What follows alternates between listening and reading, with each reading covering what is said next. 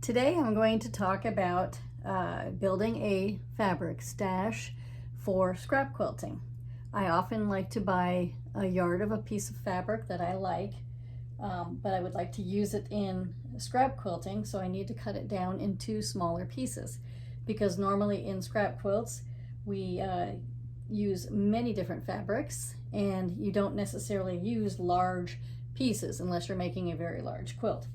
So the first thing I do is I take my 1 yard piece of fabric, lay it on my cutting board, and you don't have to iron your fabric before this. You can iron it before use, as long as it's not really wrinkled and you have wrinkles in the places where you need to cut. You don't have to iron it first. So the first cut I'm going to make is at 18 inches. So I get 2 half yards of fabric.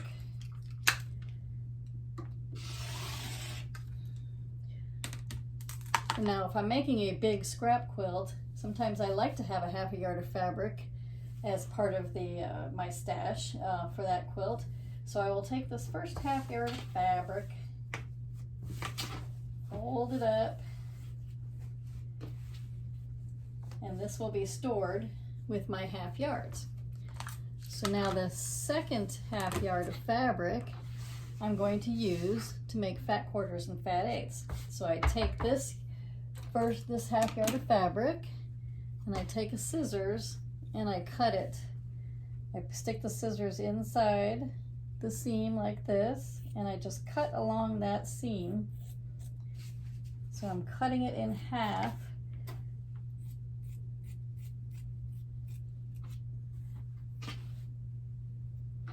Like this. So now I have 2 fat quarters of that fabric. And a fat quarter is generally 18 inches by 20 or 22 inches.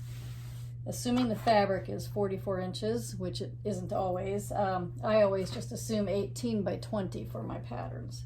So I take this fat quarter and fold it up.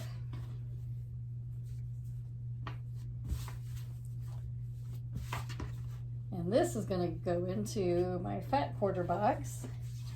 And now I take this last fat quarter and I fold it in half, salvages together so that it's still 18 inches wide. And then I cut that into 2 9-inch pieces.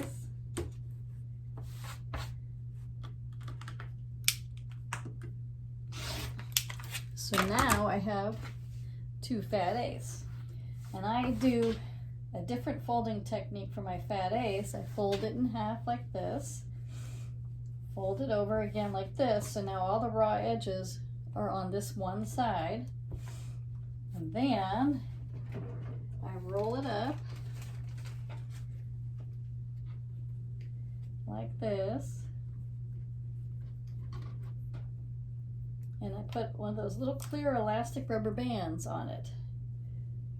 And this is an easy way to store fat eighths, because they can store in a tub and they won't shift around and be hidden by other pieces of fabric. Because if you went ahead and you folded it just like this, I've found that they're so thin and flexible that if you have a bunch of them in a tub, one of them might just slide down under and other fabric will be on top, and then you'll never see it.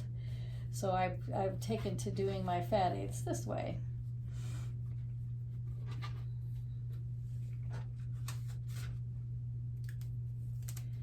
And there you have it. Half yard, fat quarter, 2 fat eighths. So now I have this color of fabric in 3 different sizes. And if I had happened to have a fabric where I had gotten a yard, but they say I had gotten maybe 3 or 4 inches more, sometimes then whatever's left over, I'll cut 2.5-inch strips and 1.5-inch strips. So that's how I get a different color fabric in every size. I hope this was informative, and I hope you can enjoy building your scrap quilting stash.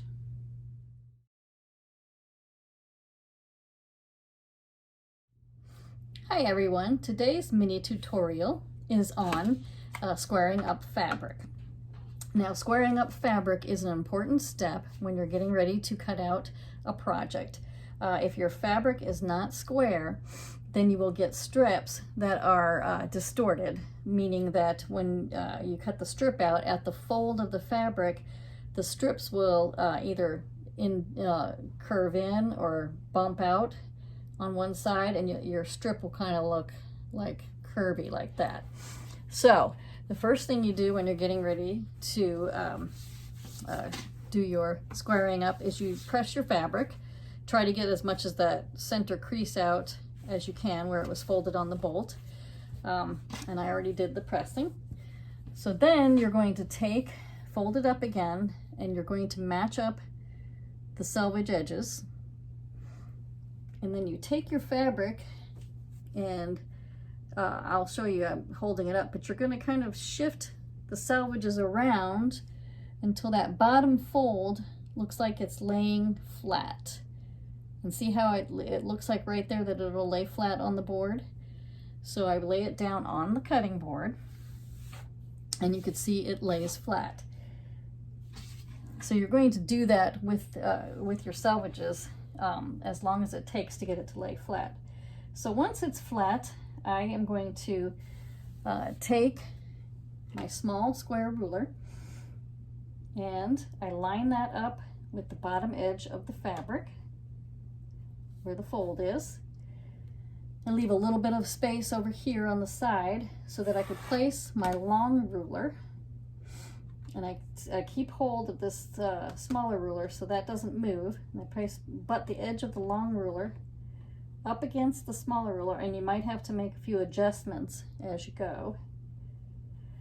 Once that is done, I place my hand squarely on this ruler so it doesn't move, and I remove my small square, and then I can make a cut. And you can see where I cut, and it doesn't matter when you're lining up your selvages and getting everything lay flat.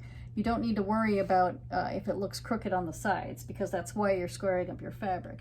So you can see this piece that I'm pulling up, you can see where it's they don't measure the same.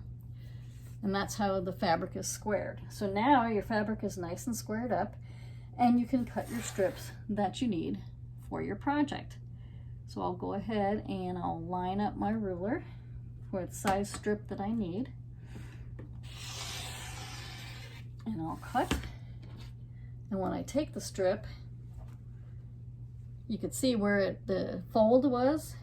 You can tell it's a nice straight strip because it doesn't pop out or it doesn't indent right there. So it's a nice straight strip. Now you can continue to cut your strips. If you are cutting a lot of strips, like if you have a long piece of fabric, a yard long, and you need several strips, you might need to re-square your fabric for after cutting maybe 5 or 6 strips, because the fabric can slightly shift. It can not be noticeable to your eye, but it could have shifted. So keep an eye on the lines on your cutting mat, and if it looks like your fabric has gotten out of square again, just follow those steps and re-square it. And then you should be able to have nice straight strips so that you can get ready to cut out your next project. So I hope this tutorial was helpful to you, and now you can square all your fabric and start cutting out all your projects. Have a nice day, and I'll talk to you later.